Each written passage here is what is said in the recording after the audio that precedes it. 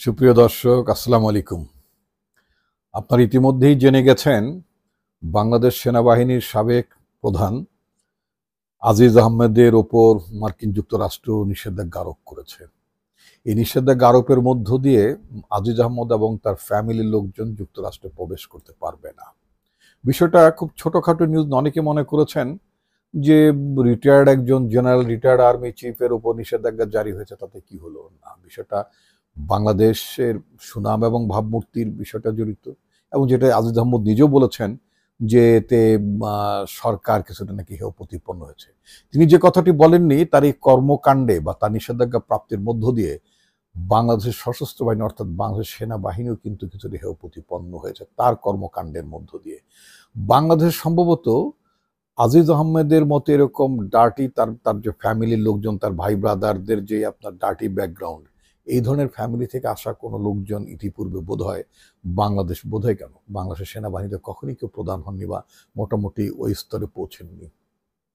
বাংলাদেশ সরকার জেনে শুনে এই ধরনের একটি খুনে পরিবার, যাদের যাদের ভাই ব্রাদারদের মধ্যে ক্রিমিনাল ব্যাকগ্রাউন্ড রয়েছে, তাদের মধ্য থেকে তাদের বড় ভাই হিসেবে আপনার জেনারেল আজিজকে সেনাবাহিনীর প্রধান নিয়োগ করার মধ্য দিয়ে নিঃসন্দেহে সেনাবাহিনীর যে ভাবমূর্তি, সেটা কিছুটা হয়েছে, কি বলে আপনার কালিমা লিপ্ত হয়েছে।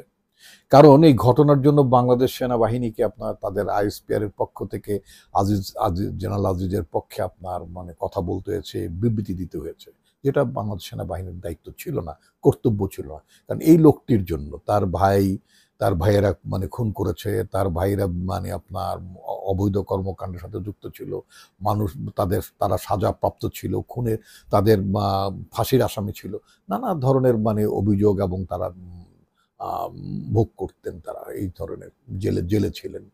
এবং সবচেয়ে বড় কথা হচ্ছে একেবারে বেআইনিভাবে আজিজ আহমেদের দুই ভাইকে আপনার যে তাদের সাজা মওকুফ করা হয়েছে। যারা যাবজ্জীবন কারাদণ্ডের আসামি, আনিস আহমেদ এবং হারিস আহমেদ, আজিজ আহমেদের দুই ভাই, এই দুই ভাই আইনের কাছে নিজেদের কখনোই সোপর্দ করেন, অথচ সম্পূর্ণ বেআইনিভাবে 401 ধারা প্রয়োগ করে তাদেরকে আপনার অভিযোগ থেকে খালাস দেওয়া হয়েছে। এটা তো একটা নজিরবিহীন ঘটনা। এই ঘটনার জন্য শুধুমাত্র জেনারেল আজিজকে দায়ী করলে চলবে না। যে প্রক্রিয়ার মধ্য দিয়ে যারা ফাইলটা প্রসেস করেছেন, সেটা আইন মন্ত্রণালয় হোক অথবা স্বরাষ্ট্র মন্ত্রণালয় হোক, যারা ফাইলটা প্রসেস করেছেন, কোনো আসামি আইনের হাতে নিজেদেরকে সুপর্দ না করে, বিশেষ করে যারা সাজাপ্রাপ্ত হন, তারা কখনো ন্যায় বিচার বা অন্য কোনো বিচারের প্রার্থনা করতে পারেন তারা। কিন্তু জেনারেল আজিজ আহমেদের ভাইদের বেলা এরকম ঘটনা ঘটেছে। তো যাই হোক, আমি যে কথাটি বলতে চাচ্ছিলাম সেটা হচ্ছে যে আওয়ামী লীগের যে সমস্ত লোকজন ধারণা করে নিয়েছিলেন যে বোধহয় নিষেধাজ্ঞার যেই কথাবার্তা মার্কিন যুক্তরাষ্ট্র বলতো, যে হুমকি দিত, এই ধরনের নিষেধাজ্ঞা আর কখনো আসবে না।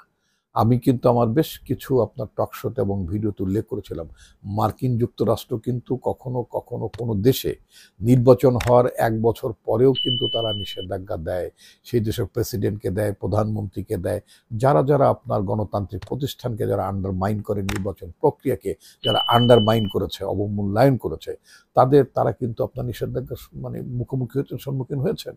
এবং যেটা আমরা জেনারেল আজিজের মাধ্যমে দেখলাম, জেনারেল আজিজের ওপর নিষেধাজ্ঞা হবে এটা মোটামুটি ধারণা করা যাচ্ছিল অনেক আগে থেকেই। যখন all the prime ministers main নামে আপনার কাতার ভিত্তিক যে আল জাজিরা টেলিভিশন চ্যানেল যখন আপনার স্টোরি আপনার প্রকাশ করে, তো তখনই মনে হচ্ছিল যে আপনার মার্কিন যুক্তরাষ্ট্র তার বিরুদ্ধে ব্যবস্থা নেবে। কিন্তু মার্কিন যুক্তরাষ্ট্রকে ব্যবস্থা নিতে হবে কেন? ব্যবস্থা তো নেওয়া উচিত ছিল বাংলাদেশ সরকারের দুর্নীতি দমন কমিশন থেকে শুরু করে বিভিন্ন ধরনের যে রাষ্ট্রীয় প্রতিষ্ঠান রয়েছে, সে রাষ্ট্রীয় প্রতিষ্ঠানের পক্ষ থেকে তো জেনারেল আজিজের বিরুদ্ধে আপনার উত্থাপিত অভিযোগের ব্যাপারে তার বিরুদ্ধে ব্যবস্থা নেওয়া উচিত ছিল। কারণ যখন তার বিরুদ্ধে অভিযোগটি ওঠে, তখন তিনি সার্ভিং আর্মি চিফ ছিলেন, তাকে তো সেদিনই আপনার আর্মি থেকে স্যাক করা উচিত ছিল, অবশ্যই তদন্ত সাপেক্ষে। বাট আর্মির চাকরিতে কাউকে স্যাক করতে হলে তো নিশ্চয়ই খুব ধরনের বড় প্রসিডিউরে যেতে হয় না। যে লোকটির কারণে বাংলাদেশের জনগণের কাছে আর্মি চিফের মতো একটি পদ সম্পর্কে একটা নেতিবাচক ধারণা তৈরি হয়, তাকে কোন দুঃখে ওই জায়গাটায় রাখতে হবে, কিন্তু সরকার রেখেছিল। এবং তাকে ওই পদে আনার আগে তার ভাইদের ক্রমান্বয়ে একেবারেই আপনার কারাগার থেকে মানে মানে ছাড়ানো হয়েছে, এবং যারা পলাতক ছিল তাদেরকে পর্যন্ত বাংলাদেশের নজিরবিহীনভাবে পৃথিবীর কোনো দেশে কোনো যাবজ্জীবন সাজাপ্রাপ্ত আসামি যারা জেলে ঢোকেনি, যারা পলাতক ছিল, এই ধরনের আসামিদেরকে সরকারের কাছে আবেদন করলেই যে মানে তাদের মানে সাজা মওকুফ হয়ে যায়, প্রেসিডেন্ট সাজা মওকুফ করতেন, এই নজির তো পৃথিবীর কোনো দেশে নেই। কিন্তু আনফর্চুনেটলি বাংলাদেশে এই ঘটনাটা আওয়ামী লীগ ঘটিয়েছে। যদিও আইনমন্ত্রী বলেন তিনি কিছুই জানেন না, স্বরাষ্ট্রমন্ত্রী বলেছেন তিনি মানে তার মনে পড়ছে না এই ধরনের কোনো ঘটনা ঘটেছে, অথচ আমরা কিন্তু যেটা মানে পত্র পত্রিকায় যেটা দেখেছি, বিশেষ করে পার্টিকুলারলি বিদেশি নিউজ পোর্টালে আমরা দেখেছি যে আপনার স্বরাষ্ট্রমন্ত্রীর সাথে আপনার এই জেনারেল আজিজ আহমদের একজন মানে ভাই যার যার ক্রিমিনাল অ্যাক্টিভিটির জন্য যিনি জেলে ছিলেন, তার সাথে স্বরাষ্ট্রমন্ত্রীর ছবিও ছিল, পুলিশের মানে আপনার আইজি বেনজির আহমেদের সাথে মানে ছবি ছিল। অবশ্যই হয়তো তারা মানে এই সাজা থেকে আপনার মানে যখন তারা অব্যাহতি পেলেন তারপরেই হয়তো দেখা সাক্ষাৎ করেছেন, তাদের সেই ছবিগুলো মিডিয়াতে এসেছে। এখন কথা হচ্ছে যে আপনার প্রশ্ন উঠেছে যে আপনার কোনো আসামি আইনের হাতে নিজেকে সোপর্দ না করে তিনি জামিন পেতে পারেন কিনা। আমরা তো বিভিন্ন মামলায় আমরা কোর্টের বারান্দায় যাই, আমরা যদি আপনার কোর্টে যদি অ্যাপিয়ার না করে আমাদের বিরুদ্ধে যে অভিযোগ আসে আমাদের কি করতে হয়, আমাদের আদালতে সারেন্ডার করতে হয়, তারপরে বিচারক আমাদের কথা আমাদের উকিলের মাধ্যমে আমাদের কথাবার্তা শুনে যদি তিনি মনে করেন আমাদেরকে জামিন দেওয়া যায় আমাদেরকে জামিন দেন, জামিন দেওয়ার প্রয়োজন যদি তার না থাকে অথবা সরকার কর্তৃক নির্দেশিত হন তাহলে আমাদের জামিন বাতিল করা হয়, জেলে পুরে পাঠিয়ে দেওয়া হয়। কিন্তু ব্যতিক্রমটা হচ্ছে ভাগ্যবান জেনারেল আজিজের বেলায় তার ভাইরা যাবজ্জীবন সাজাপ্রাপ্ত ছিল দুজন, তাদের একদিনের জন্য জেলে যেতে হয়নি, কিন্তু তারা সাজা থেকে অব্যাহতি পেয়েছেন। কি কি ভয়াবহ কথাবার্তা! এটা কি আইনের শাসন হয়? আইন নাকি সবার জন্য একভাবে মানে সমানভাবে চলার কথা, অথচ আমরা দেখলাম যে আইন সবার জন্য সমানভাবে চলেনি। তো এই ধরনের পরিস্থিতিতে যে জেনারেল আজিজের বিরুদ্ধে আপনার নিষেধাজ্ঞা জারির ঘটনাটা ঘটলো, ঘটনাটা শুধুমাত্র যদি জেনারেল আজিজ পর্যন্ত যদি আপনার সীমাবদ্ধ থাকে তাহলে আলাদা কথা, কিন্তু জেনারেল আজিজের উপর এই নিষেধাজ্ঞার ঘটনাটি বাংলাদেশে যে 2024 সালে আপনার 7ই জানুয়ারিতে যে ইলেকশনটা হলো, সেই আমিডামি ইলেকশনের পরে আপনার সরকার হয়তো ভুলেই গিয়েছিল যে, এবং সরকারের মন্ত্রী বলেন না যে মার্কিন যুক্তরাষ্ট্র তাদের প্রেসিডেন্ট চিঠি লিখেছে, বিভিন্ন দেশের মন্ত্রীরা তাদের চিঠি লিখেছে, হ্যাঁ, এবং সম্পর্ক উন্নয়নের জন্য তারা কথা বলছেন। এরপর হঠাৎ করে আপনার জেনারেল আজিজ রিটায়ার করেছেন, তাও তো প্রায় বোধহয় 2 বছর মানে হলো। 2 বছর পরেও যে বাপকে ছাড়ে না সেটা তো প্রমাণ হলো।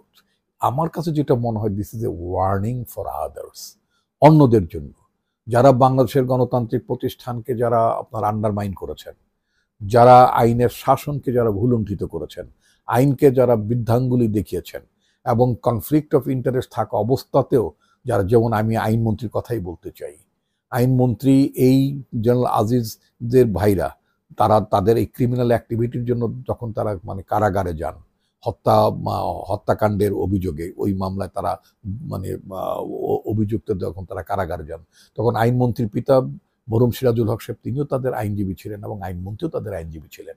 এই আইনমন্ত্রী যখন আপনার তাদের পূর্বতন আইনজীবী, এবং তার কাছে যখন আপনার এই কি বলে আপনার সাবেক সেনা প্রধানের ভাইদের মামলা থেকে অব্যাহতি দেওয়ার জন্য, সাজা থেকে অব্যাহতি দেওয়ার জন্য যখন আবেদন আসে, তিনি সেই আবেদনের নোটে কি তিনি সাইন করতে পারেন, সম্মতি দিতে পারেন? এটি কনফ্লিক্ট অফ ইন্টারেস্টের ব্যাপার হলো না? কারণ তিনি তো এই আসামিদের, এই সাজাপ্রাপ্ত ব্যক্তিদের আইনজীবী ছিলেন এক সময়, ঘটনাক্রমে তিনি আবার এখন মানে তিনি আইনমন্ত্রী, আইনজীবী হিসেবে তিনি কোর্টে ওদের পক্ষে প্লিড করেছেন এবং আইনমন্ত্রী হিসেবে তিনি তাদের ছাড়ার ব্যবস্থা করেছেন। এটা রীতিমতো আপনার মানে আইনের সাংঘর্ষিক মানে অবস্থার মধ্যে ছিল। এটা আইনমন্ত্রী সাহেব, আমাদের জানা মতে তিনি একজন মানে নামকরা আইনজীবী, তার তো মানে এই ধরনের কাজে তার বিব্রত হওয়ার কথা ছিল, তিনি বিব্রত হতে পারতেন কিন্তু বিব্রত হননি। তো মনে রাখতে হবে যে এটা শুধুমাত্র আজিজ আহমদের বেলায় প্রযোজ্য না, যারা বাংলাদেশে নির্বাচন নামে যারা তামাশা করেছেন, যারা প্রহসন করেছেন, এই সরকারের অন্যায় আদেশ প্রতিপালন করেছেন, এবং এই যে নির্বাচনকে নির্বাচনের প্রক্রিয়ার মধ্যে থেকে জনগণকে বিমুখ করে তুলেছেন, এটার জন্য তো মানে নিশ্চয়ই কেউ কেউ দায়ী, অনেকেই দায়ী হবে, অনেক প্রতিষ্ঠানও দায়ী হবে নেচারালি। তারা তাদের দায়িত্বটি সঠিকভাবে পালন করেননি। তো সুতরাং এটার জন্য তো ভবিষ্যতেও এদেরকে খেসারত দিতে হবে। জেনারেল আজিজ যেমন আপনার রিটায়ারমেন্টের পরে তার এবং তার পরিবারের জনের আপনার মার্কিন যুক্তরাষ্ট্রে যাওয়ার মানে প্রবেশে নিষেধাজ্ঞা হলো, এরকম অনেকের বেলায় হতে পারে। এটা এটা কিন্তু এখন মনে রাখতে হবে যে এটা কিন্তু এখন আসছে, জাস্ট আপনার প্যান্ডোরার বক্সটা ওপেন হলো। এখন কিন্তু অন্যান্য যারা এই ঘটনাগুলোর জন্য দায়ী, ইতিমধ্যে তো পুলিশের মানে ফর্মার আইজি বেনজির আহমেদ তিনি স্যাংশনের মধ্যে পড়েছেন, র্যাবের আরেক ডিজি আপনার স্যাংশনের মধ্যে পড়েছেন, নির্বাচনকে যারা আপনার কলুষিত করেছেন, যারা সাবেক নির্বাচন কমিশন এবং অন্যান্য যারা দায়িত্বপূর্ণ প্রতিষ্ঠানে থেকে যারা যথাযথ দায়িত্ব পালন করেননি, তাদেরও তো আপনার জবাবদিহি দুদিন আগে অথবা দুদিন পরে করতে হবে, তারাও স্যাংশনের মধ্যে পড়তে পারেন। সর্বোপরি জনগণের স্যাংশন বলে তো একটা কথা আছে, এবং মার্কিন যুক্তরাষ্ট্র বলেছে যে তারা আপনার মানে আইনের শাসনকে তারা মানে এগিয়ে নিতে চান বাংলাদেশে, এবং দুর্নীতির বিরুদ্ধে তারা বাংলাদেশ যে বলে যে জিরো টলারেন্স, যদিও কাজে কর্মে কিছু করে না, মার্কিন যুক্তরাষ্ট্র কিন্তু আপনার বাংলাদেশের দুর্নীতির ব্যাপারে সোচ্চার। যারা দুর্নীতি করেছেন, যারা টাকা পাচার করেছেন, বিদেশে যারা হাজার হাজার কোটি টাকার বাড়ি ঘর বানিয়েছেন, যেমন সাবেক ভূমিমন্ত্রী, এই জাতীয় লোকজন যারা আছেন, যে সমস্ত মন্ত্রীদের নৌকা ফুলের জাহাজ হয়ে গিয়েছে, যাদের সম্পদের পরিমাণ 3,000 গুণ বেড়েছে, যারা ধার দেনা করে যারা নির্বাচন করেছেন, হলফনামায় ঘোষণা করেছিলেন 2009 সালে, 2008-9 যে নির্বাচনটা যখন তারা ঘোষণা করেছিলেন, তারা ধার করে তারপরে দানের টাকা নিয়ে যারা নির্বাচন করেছিলেন, তারা এখন শত শত কোটি টাকার মালিক হয়েছেন, তাদেরকে স্যাংশনের মধ্যে পড়ার কথা না।